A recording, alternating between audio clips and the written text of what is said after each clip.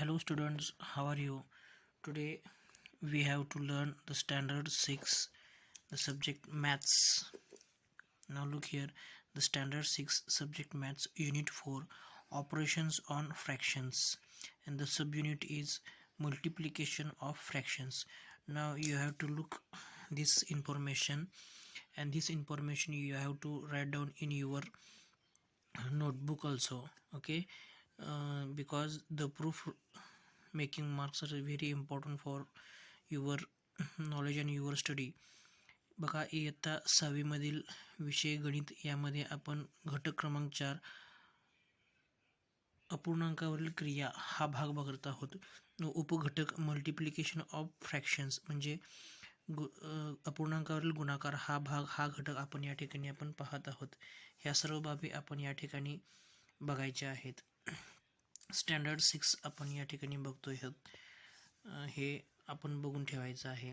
त्याच्यानंतर क्रिया कशा ऑपरेशन्स ऑन फ्रॅक्शन्समध्ये गुणाकाराची क्रिया कशी केली जाते, गुणाकार कसे लिहिले जातात, या संदर्भाची माहिती आपण बघणार आहोत.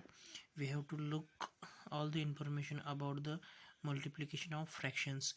If you have the notebook, you have the book, you can also open the page number 25, and the 25 page numbers, there are the some multiplications you have to write down there. Okay, now on the page number 25 there are the multiplication of fraction is information is giving here. Multiplication of fractions are there. See, the information is given there, and now I have read it. Is see how the multiplication 3 into 5 multiply 1 into 1 upon 2 is done with the help of the rectangle strip. Draw rectangle lines to divide a rectangular strip into 5 equal parts. Now there is a 3 upon 5 and 1 upon 2. This information is given there. How to draw it? First of all, the 5 means the 5 columns are here. 1, 2, 3, 4 and 5. 5 equals columns are given there, and it is writings there, very proper shapes there. And there the 3 means the full of 3. The three parts are filling there.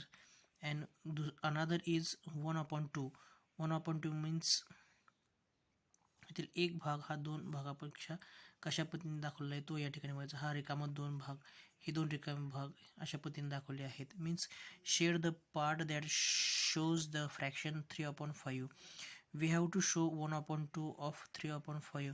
So draw a horizontal line to divide the strip into 2 equal parts.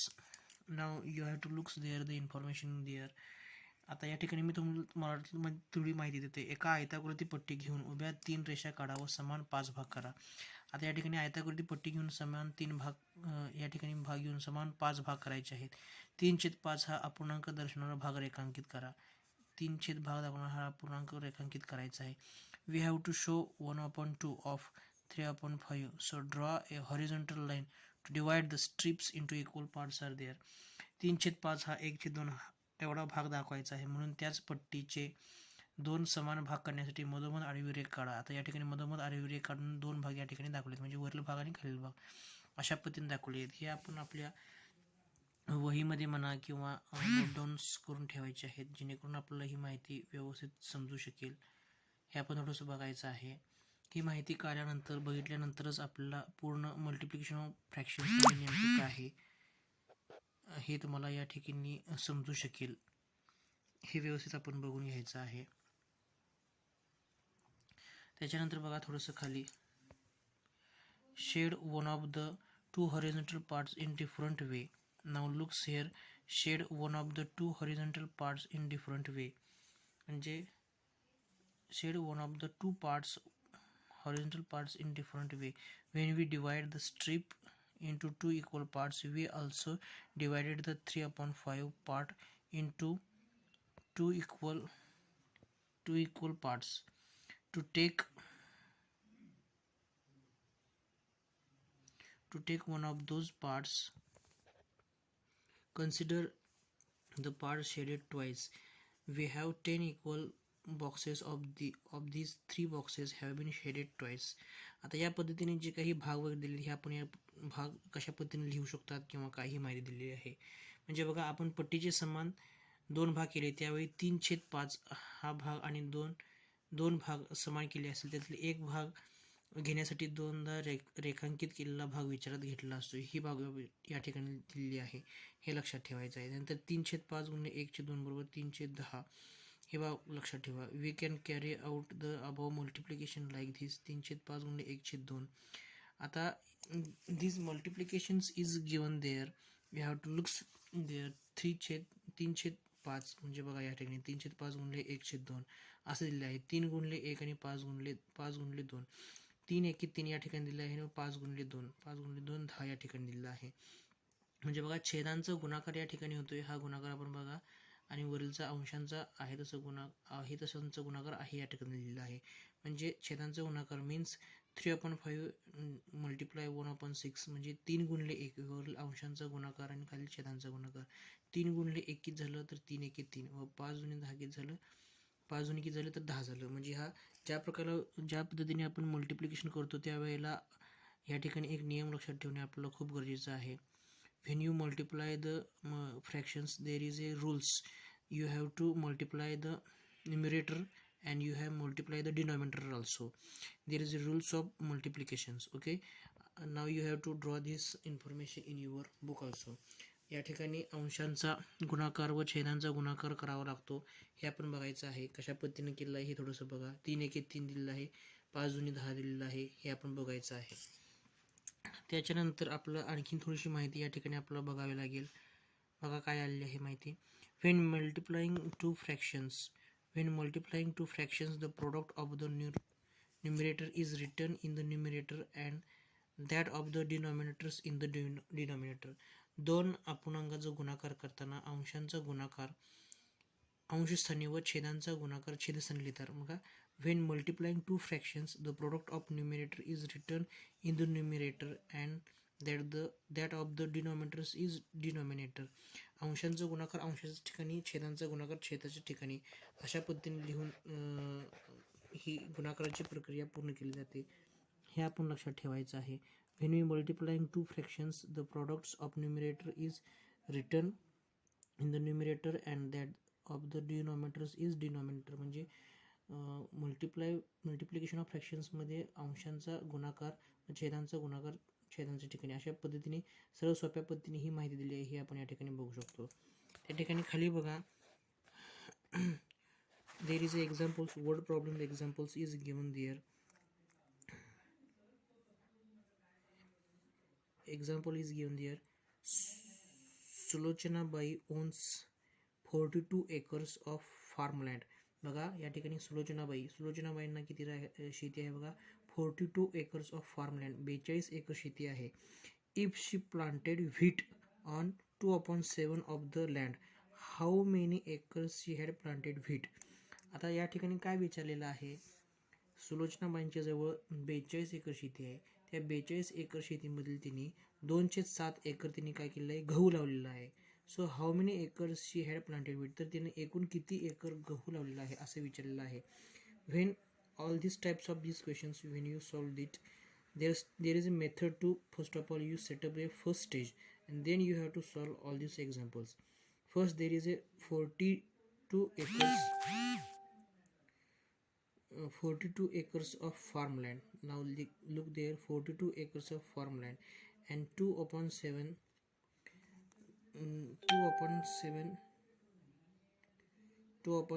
is she planted the wheat, means 42 and denominator is 1 and 2 and 7 there is a planted wheat, means 42 multiply 2 and in denominator 1/1 multiply 7. These numbers are coming here. And when you started this numbers fractions the procedures there is a 42. There are two numbers are mixing there. How to solve this 42 numbers? 6 multiply 7 multiply 2 means 6 7 42 आणि हे 2/7 आहे या पद्धतीने आलेले आहेत. आता 1 1 1 7 हे 7 1 1 7 अशा या पद्धतीने आलेले आहेत. आता 7 1 1 7 म्हणजे 7 या संख्येने 7 संख्येला समजा भाग गेला तर या ठिकाणी 0 राहणार, या ठिकाणी 1 राहणार, या ठिकाणी 1 राहणार, म्हणजे 6 दोन्ही किती झाले तर 12, म्हणजे 12 उतरलेला आहे. म्हणजे Sulochanabai has planted wheat on 12 acres on land. Okay, now this answer is given here. So how to solve this very correctly I have to show you. Okay, आता बघा या ठिकाणी सुलोचनाबाईंच्याकडं 42 एकर शेती आहे. 42 एकर शेती आहे. 42 एकरला शेती असताना त्यातील 2/7 एकर शेती त्यांनी काय केली आहे, गहू लावलेले आहेत. तर एकूण किती तिनं गहू लावले असं विचारलेले आहेत. आता या 42 संख्या दिली असताना आपण 42चं फोड करायचे आहे. कसं करू शकतोय, 6 7 42 गुणिले 2/7. बघा या ठिकाणी 7 आपण बोलतो 7 हे 7 गेला या ठिकाणी, म्हणजे 7 या संख्येनं 7 समजा भागलं तर 7चा लोप होतो. 6 दुनी 12 हे या ठिकाणी 12 हे आपण या ठिकाणी बघू शकतोय. 6 दुनी 12 म्हणजे या ठिकाणी हे 12 हे उत्तर आलं, म्हणजे 12 हे उत्तर आलं म्हणजेच आपल्याला 12 एकर शेती एकूण तिनं काय केलेलं आहे, गहू लावलेला असं म्हटलं या ठिकाणी. म्हणजे ही काय आली या ठिकाणी पहिली स्टेज आली. 42 एकर्स मल्टिप्लाय 2/7 2/7 एकर तिने काढलेलं आहे, तर गहू लावलेला आहे. तर एकूण क्षेत्रापैकी 42 क्षेत्रापैकी तिने एकूण किती गहू लावला असं विचारलेलं आहे. म्हणजे या ठिकाणी आपल्याला 42चं फोड आपल्याला 6 गुणिले 7 घ्यायचं आहे, गुणिले 2 करायचं आहे, छेद 7 गेलेलं आहे. या ठिकाणी हे 7 दिलं आहे. 6 7 42 42 आणि हे 2 या 7 भाग लावायचा आहे. 6 दुनी 12 म्हणजे 12 एकर शेत तिनं काय केलेलं आहे, तर गहू लावलेलं आहे. This is a type of example solvings. Okay, now the another is the practice set 12 is given on your page also, on your the books also. The multiply examples here, these multiply examples, the fractions, the multiplication of fractions examples is given on this page also. Okay, the multiply is there, 7/5 and 1/4. The second is 6/7 multiply 2/5 is there, 5/9 multiply 4/9 is here. This information is given here. You have to looks, you have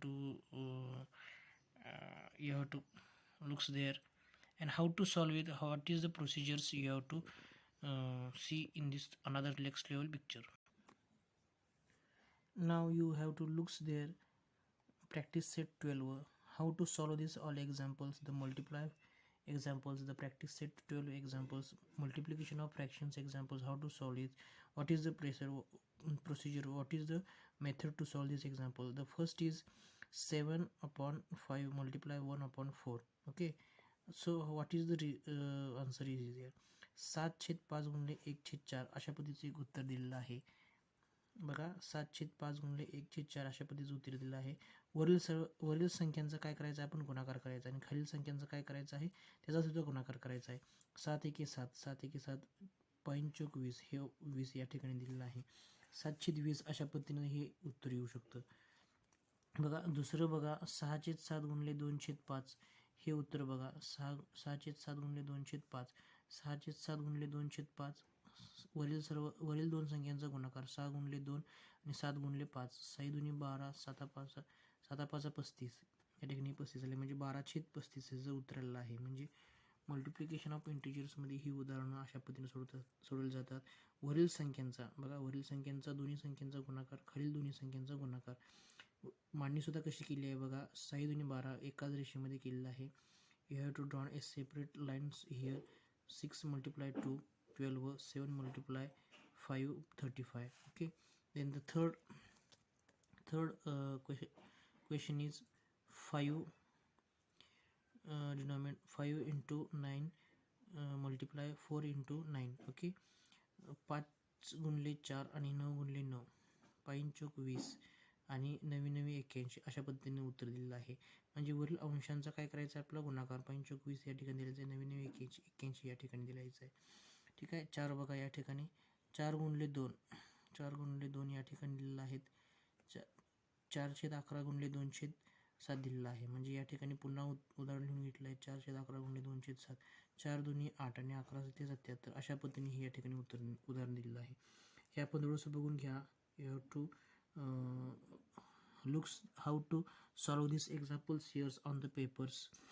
4 into 2 divide 11 up to 7 11 7 77 4 दुनी 8 हे आपण या ठिकाणी बघू शकतोय. looks here.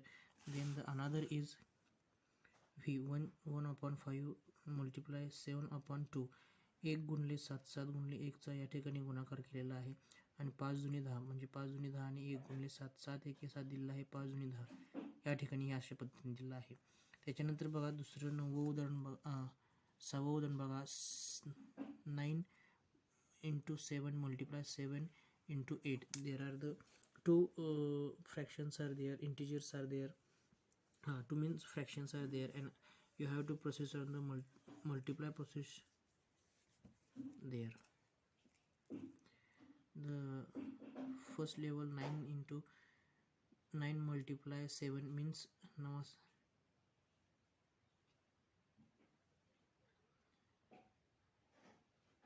there is some problem mistakes is there also.